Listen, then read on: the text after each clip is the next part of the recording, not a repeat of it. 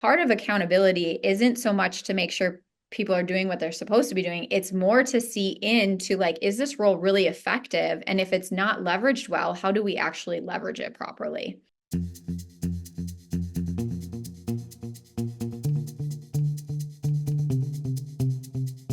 Hello, and welcome to Build Your Remarkable Practice podcast. This podcast is dedicated to chiropractors who are in the seasons of launching and building their practice. Join myself, Dr. Lona, and my co-host, Dr. Bobby, as we have conversations each week as it relates to building the practice of your dreams. And remember, you can have a remarkable practice as part of a remarkable life, not instead of one. We're here to lead you on the way. What's up, team? Welcome back to the Build Your Remarkable Practice podcast with the amazing Dr. Lona Cook and myself, Dr. Bobby Jasvik. Dr. Lona, we're talking about something exciting today. We're talking about accountability, right? Yeah. Mm-hmm. The big A word that we all recognize has immense importance in our lives, in our business, and in our goals and outcomes, accountability. I know in the pre-show we were talking about this. This was something that both of us were like, yeah, absolutely. Accountability has been instrumental in growing our practice, growing our life. I know that when I speak to people far and wide, they also reference accountability being something that's the secret to their growth. And so I'd love to spend some time today unpacking and hearing your thoughts on why is that the case? So why is it that accountability is, if you want, I actually heard this line, I think I heard Dr. Franklin say this, all better outcomes live on the other side of accountability. So if you want to get better outcomes in anything in life, and I'm experiencing this right now with fitness, right? I was always a fit kind of guy. I regularly trained multiple times a week. But it's all been taken to the next level over the last 4 weeks. Why? Because I've got accountability around fitness.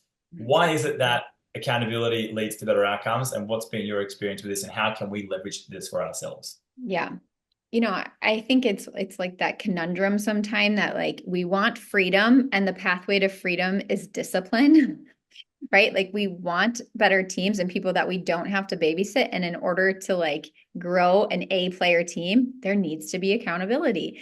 And so it kind of sometimes feels like you're actually going the opposite direction of what you want. And I don't know why that is, but if you're like thinking like, oh, holding people accountable does not sound fun to me, good luck having a great team then, right? I agree with that. And I feel as though it's also got something to do with, I heard this once say that as humans, we're just innately, it's inbuilt into us. It's kind of contradiction what I'm going to say here, but it's inbuilt into us to be a little bit like, I just want to kick back on the sofa and put the legs up and be a little bit maybe like ape-like, sloth-like. But then I also intuitively feel as humans, we are designed to build and to grow as well. And when you're not building or growing, you do get dissatisfied. And I know myself, I get very antsy, if that's a word you guys use, but I get very irritable if I don't feel like I'm growing a place of purpose, right, and I'm building. But I do understand that there's this constant battle between like the internal apeness of you to just want to keep your legs up and relax, but the internal part of you that wants to grow, build, develop, and expand. And accountability is what gets you out of that ape mindset, right, and get you into like, well, no, what's your purpose? What's the legacy you're leaving? What are you putting here, and why are you putting here to serve? Yeah, that's a good way to put it. And I think some of it is like we are human and just like, fall follows the summer, right? Like there are periods of our life where we're not going to be mechanically like, I have this goal to hit and it's the only thing that matters, right? That's Mhm. not the point of accountability. The point of accountability is so that no matter what position you hold on the team, we actually can do the proper training as well as measuring to make sure that like the work that you're pouring your heart and soul hopefully into is actually getting across the finish line. Like it's contributing to what it's meant to contribute to, which is an art form sometimes. Sometimes the things you think you need to be doing, you realize like that is not actually moving the needle and I need to come back around this and change the course of action. So part of accountability isn't so much to make sure people are doing what they're supposed to be doing. It's more to see into like, is this role really effective? And if it's not leveraged well, how do we actually leverage it properly? Yeah, 100%. So let's dive into that a little bit deeper because I look at if we all agree that accountability gets better outcomes, And if you don't agree with this, just have a look at why do the world's best sporting athletes still have a coach? It's accountability. It's hold them accountable to the standard they set for themselves. But let's have a look at, quite frankly, I want to talk first about, if that's okay with you, layers of accountability, because what you've referenced there is outside accountability, which means, yes, in your team, you should have layers of your accountability where your team members are accountable to somebody. That somebody is accountable to something. That could be the purpose, the goals that you set for the office for that quarter. Okay. But I want to start off with base level of accountability. And I say accountability to yourself. Mm. Okay. Like how are you accountable to yourself? And then also how are you accountable to those people directly around you, maybe your loved ones? Okay. Now I want to share a story around this. When I've gone through, and I'm glad that you mentioned seasons there a couple of minutes ago, Lena, because seasons are absolutely appropriate what I'm going to talk about. When I've gone through different seasons of my business career, okay, and I've looked at, all right, there's been seasons where we've had just monumental epic growth. There's been seasons that we have plateaued for a period of time. There's been even seasons that, we've shrunk for a short periods of time. But there's different seasons. And when I went through and had a look at commonalities that existed through those seasons, one of the things that really stuck out at me massively, that was a commonality whenever we're growing and whenever we're like exploding, is that I have this habit that I'm really, really religious around in those seasons of growth. And that is that every single day I plan out my day for the next day. So I spend roughly about 45 minutes on Sunday planning out my week. Okay. Then I spend roughly about 10 minutes the night before, usually before I go to bed, to plan out every hour of my next day. And when I do that, I write down what I'm grateful for. I write down my vision.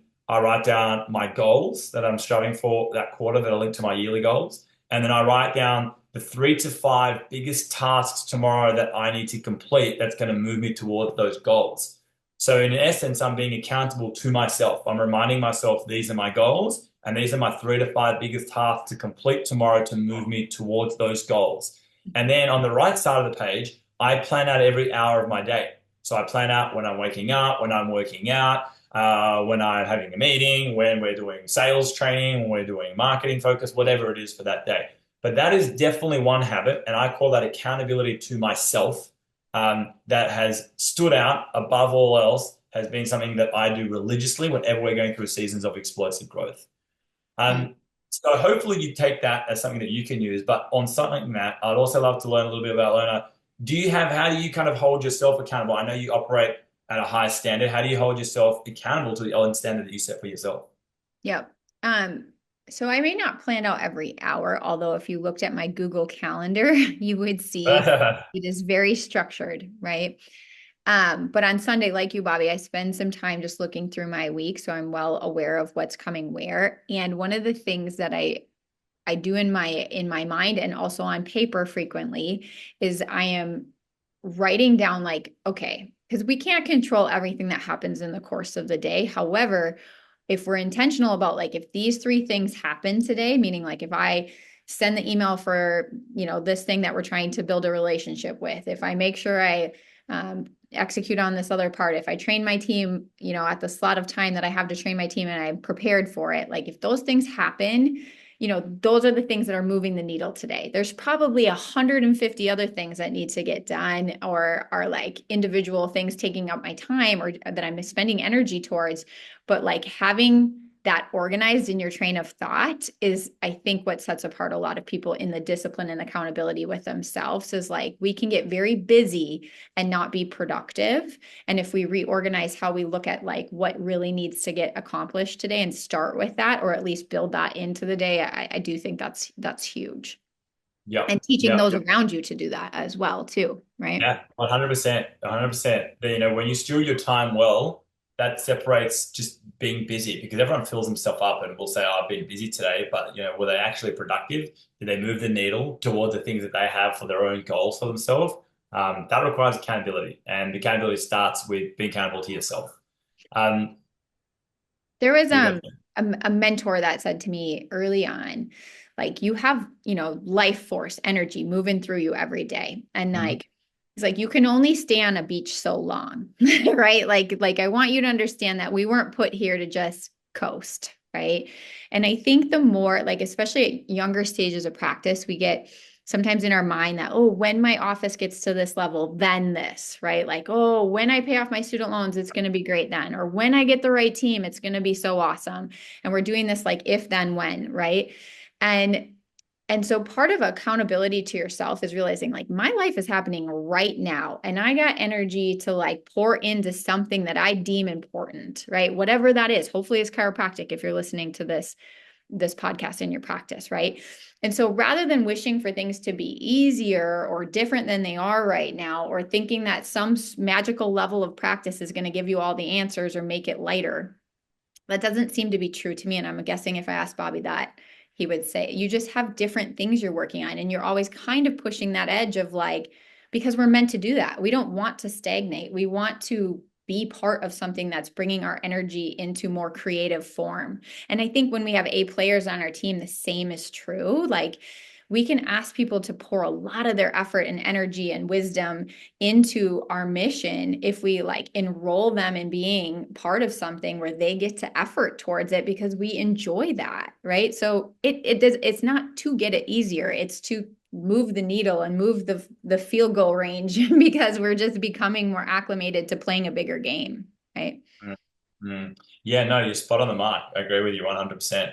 I think you nailed it when you talk about that, and all of it comes back down to, we have goals and we have things that we've set as standards and goals for ourselves, and now it's about holding ourselves accountable to the behaviors that are going to equal those goals. And if you run a better results faster workshop in your office, is that not what that is? Like I was doing a better results faster workshop last night, and in that workshop that we were doing, I'm sitting there in my heart and in my head, I'm assessing, I'm like, and I'm verbalizing this actually out loud to the audience. I'm like, the reason that we run these workshops is because we want to empower you with knowledge and skill sets that if you apply, you're going to accelerate the results that you get, not just in the office, but with your health overall.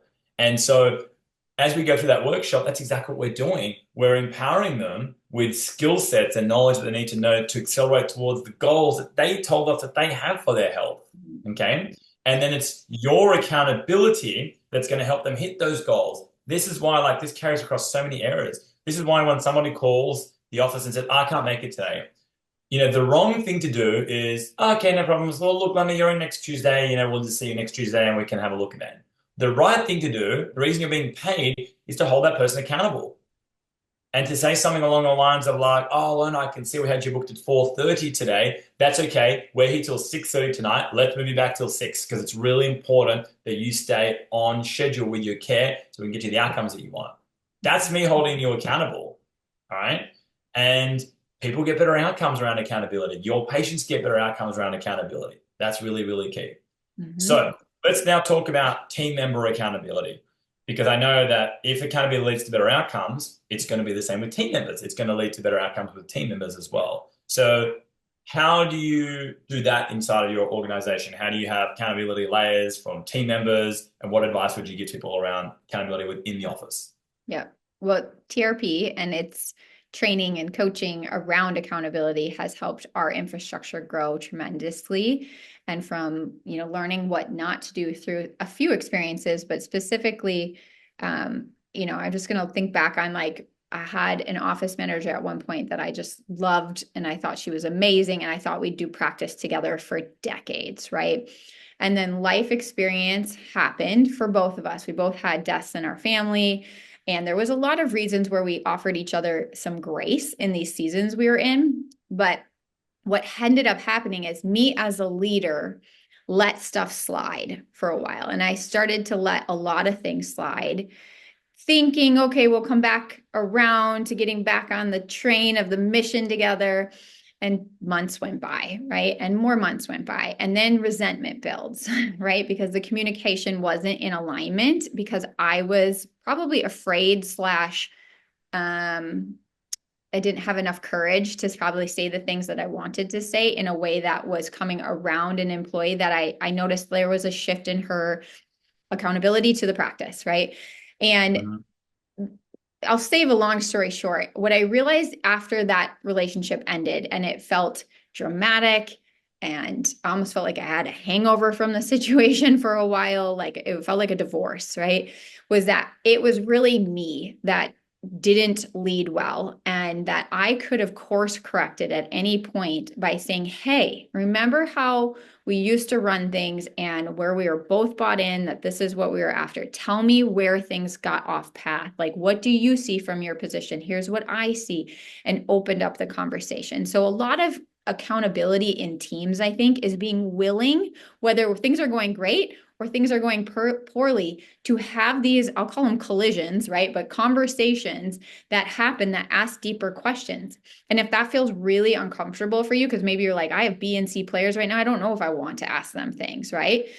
It's going to be tough to grow to the next level tolerating that, because what you tolerate Yeah. becomes the dominant state. As Yeah. well as maybe you can get creative. Maybe you're not someone who's comfortable even having some of these conversations yet. Well, could you have it through a Google Doc first, where you ask some questions and get some feedback through email? Like, start pushing that edge of just wanting to have open communication, because it's certainly going to allow you to see things that you need to change as a leader, as well as what you can ask your employees, and maybe who you can't ask to do certain things. So yeah. Hey, so question, that difficult situation with that individual, did that person end up staying or leaving? No, she left, but what I realized is that I let it build to a point where I ended up firing her. And I was so like, Bobby, you know me pretty well at this point. Like, I am not someone that gets real, like, I don't have a lot of anger. I don't have a lot of, like, it takes a lot for me to get to that point where I was boiling by something that happened. And I realized, okay, I had let that build and build and build and build. And so in hindsight, I realized, like, some of these things could have been addressed 12 months ago, and I Yes. didn't. And I kept using excuses thinking we'd come back on track. And I wasn't coming around her, though, to get her back on track either, because I just kept waiting. Yeah. Um, and it wouldn't have had to end like that. Let's put it that way. It Yeah. may have still ended. It just would have ended differently. And that's why I ask, because I know that it helps me, and I'm sure it helps all our listeners as well. Because here's another question I've got. During that period that unfolded, were you guys growing as a business, or were you shrinking as a business? No, you know what was interesting is, so in that process, we went through a tremendous amount of change. So, like, we were annexing off our school-based practice, as well as we had gotten out of an insurance that we were taking. And so and I look at it and I think all of some of those things had to happen for me to, like, make this metamorphosis that the practice needed to go through. But I don't think it needed to be with as many bruises as we went through in that process. So no, we weren't growing, but we were going through tremendous change. And in that tremendous change, one of the things of going out of network, not taking insurance, that employee was not on board with it. She Okay. wanted to keep taking it, and I knew we were not going to. And so it was one of those things where, again, I think if we could have had more intentional conversations about the vision and mission and where we were headed, instead of letting these things get out of balance, it would have happened very differently. Okay. And then here's the final question to that. Going out of network with our insurance company now in hindsight, good decision or bad decision? Ah, yeah, do it. Be strategic, but do it. Yes. So the reason I ask that is not to turn this into an insurance question, but the Yeah. reason I ask it is because you had a vision as the CEO, as the visionary, okay? You had a vision in your mind, and that vision is there for the greater good and greater purpose. And a great lesson is to be learned here that not everyone is going to agree with that vision, Oh, okay? But if you look in hindsight now, that vision was absolutely needed in order to get you guys to the next chapter where you're in your growth and your development. And that's the lesson I've had. I'm glad that you shared that vulnerable moment because I had that lesson too. Here's what I've learned, Lona. I've learned shrinking is painful. mhm. Stagnating is painful. Growing is painful. It's all painful. Okay? There's going to be change in all of them. It's choose your pain. But which one would you rather? Would you rather the pain of growth or the pain of shrinking? Mhm. Okay? Because I had the exact same thing, where I thought I had layers of accountability and our practice was going through explosive growth, right? And I'm talking growth, right? At that stage, this wasn't that long ago. We would go up by 100 visits in the space of like 6 weeks. So to be like, all right, 6 weeks, 100 visits up. 6 weeks later, another 100 visits up. 6 weeks later, another 100 visits up, right? We had an office at that stage that was roughly at about 400, 450 visits a week. Before you know it, 550, 675. 750. And this is happening over a period of like months. It's just like exploding. And while people will hear that and go, oh my goodness, that's amazing, right? Going through that, I can tell you there was pain, there was lessons learned along the way.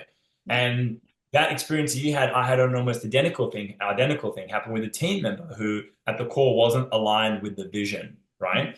So what I learned from that experience was that regular accountability meetings are important in the form of, we call it in TRP, a scorecard. So that we have a scorecard where we regularly sit down, or someone on your team does, either your office manager or your COO, depending on the size of your team. Okay. Once a month with each team member, and has an accountability meeting. And in that meeting, we follow a process that we call SII. And SII means we cover scorecard. So the scorecard, Lona, is the 3 to 5 areas that you're accountable for in our office. Okay. Now, accountable does not imply solely responsible. So if you're accountable for a number of internal referrals last month, and we have a goal, let's just put a random number on that, whatever, let's just say 20, okay? If we got 15, it's not that Lona didn't do her job and she didn't talk to enough people.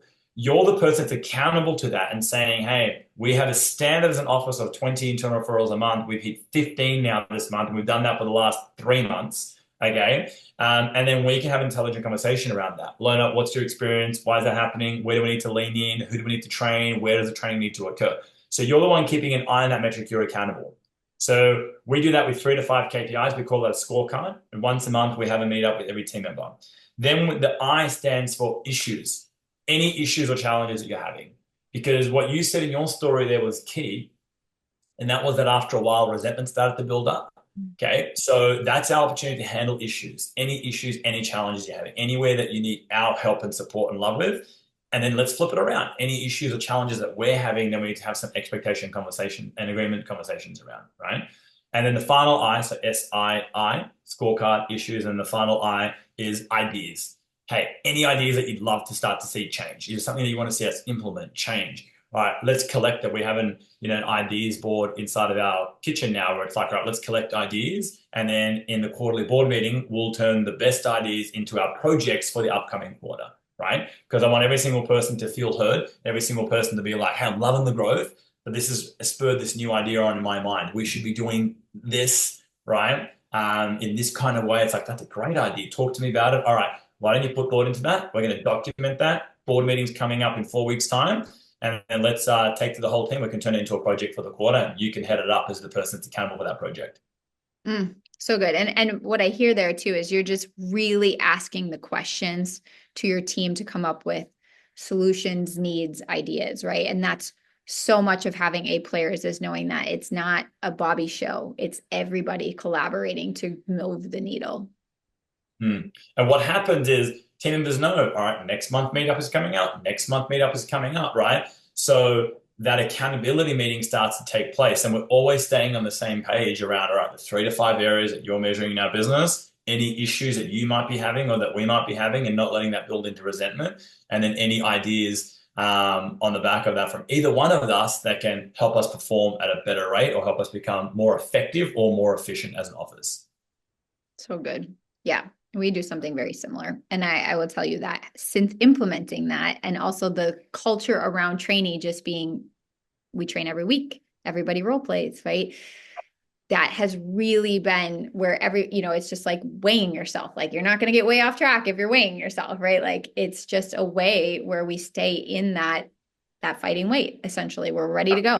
So Yeah, exactly right. And then the third and final way of or level of accountability is accountability to a team. So there's accountability to yourself, okay, which I shared there. What we just shared now was like accountability to each other. So it's like, if you're my office manager, I'm kind of accountable to these metrics, okay, or these issues that I'm having. And then there's accountability to the team. So now I'm accountable to a group of people, and they're accountable to me. That then takes it next level. So that's where we have, our weekly team meetings, and we share our scoreboard in the weekly team meetings. And then we've got our quarterly board meetings where everyone will have their section in the board meeting to report on the last quarter and how do we perform with the 3 to 5 areas that I'm keeping an eye out on.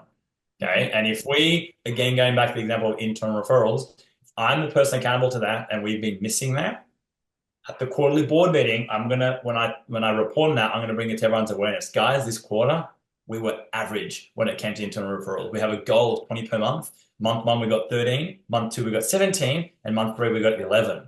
And the reason for that is we're not having an awareness around internal referrals from the get-go at the day one. Progress report forms, we're asking the question is being missed. So I want to make that an issue. Let's talk about it because I've got an idea about how we can improve that. Okay. Now I'm accountable to a whole team, and that just takes things to the next level in terms of implementation. Has your experience been similar?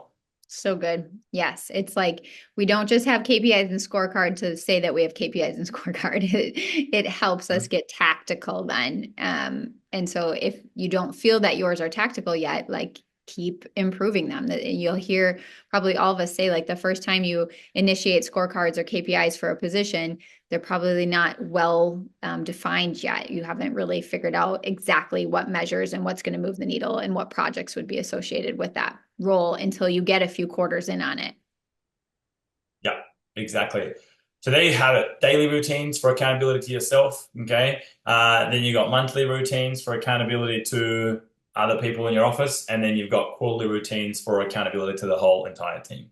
Any final words on that, Lona, you want to add? I think just have courage, right? Like if you feel like you've shirked that responsibility as a leader of holding people accountable, like know that you can come around people with love in doing this and present the mission and the vision and the bigger picture of why you're going to get some of this in place now. And it doesn't have to be like, hey, you weren't doing your job and this is why it has to be there now. It's like, hey, we all want to see this mission come through. Therefore, we're all going to become more accountable and we're going to do it together, right? Yeah, you got it. There you go, guys. If you want better outcomes in anything in life, introduce accountability. It's that simple. And that goes for you too. Okay. Introduce accountability into your life. If you're listening to this, you're likely the leader of the office, or you're likely an associate, which is a leadership position inside of the office. And if you want to perform better, the way that I guarantee you'll do that is by introducing a higher level of accountability inside of your life. Believe me, it's an investment that'll ROI almost instantly, very, very quickly. So guys, if you want to talk about that, reach out to any one of us, either myself or Dr. Lona. We can talk about, all right, well, how can we help you inside of your office? You've been listening now for a little while. So it's not just about, well, how do you build and how do you get great ideas? Not just about getting good ideas. It's about the implementation of those ideas that leads to runs on the board. And you do that through accountability. So if you need us to hold you accountable or someone within our organization, please reach out, guys. Let's have a chat. And if it makes sense, we'll take you through exactly what that would look like, what your next steps are. If it doesn't make sense, here's the thing. We've got no problem telling you that as well. You know, I'll only ever tell somebody to do something if I, in my heart, feel as though that's going to get them the best outcomes. If it's not, I'll be very honest and candid with you and say, not your best thing to jump on and do this program or this course. Do this instead first and then come back in X amount of time. Yeah, so good, Bobby. Thank you. Awesome. All right, team. Until next week, have a fantastic week in practice. And remember, accountability is the rocket fuel that makes everything work better. See you guys. Catch you guys. Thanks for listening to this episode of Build Your Remarkable Practice podcast. Remember, what the world needs now is chiropractic, and what chiropractic needs now is more successful chiropractors. If you like the podcast, please subscribe, share with your friends, and leave us a review. And if you'd like to connect with us personally, please click the links in the show notes to schedule a call.